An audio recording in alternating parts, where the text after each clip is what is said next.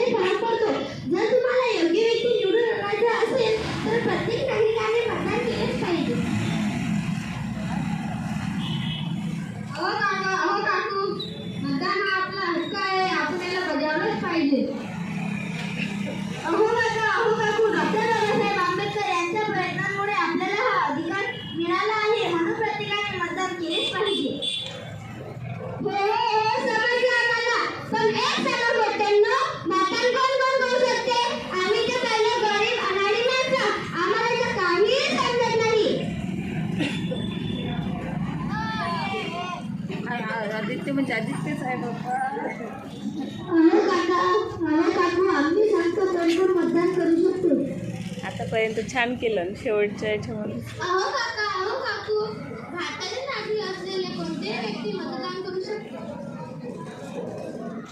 अहो काकू, वयाच्या 18 वर्ष पूर्ण झाल्यावर प्रत्येकाला मतदानाचा अधिकार असतो. अहो काकू, स्त्री, पुरुष, म्हातारे, अपंग, आंधळे व्यक्ती सर्वजण मतदान करू शकतात. अहो काका, म्हणून प्रत्येकाने मतदान केलेच पाहिजे. चला अर्षद भाऊ, आता आपल्याला समजले की मतदानाची काय काय फायदे असतात.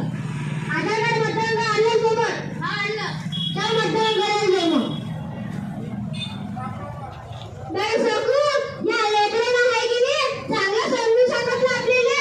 मला आज माहित पडलं मतदानाचे किती फायदे असतात. मी जागण्यास गावाले सकाळी नाही आणि मतदान करायला चालतं ना. हा बाई गांधी, मी सगळ्याचे तिकीटवाले पहिले मतदान करून या तुमचं.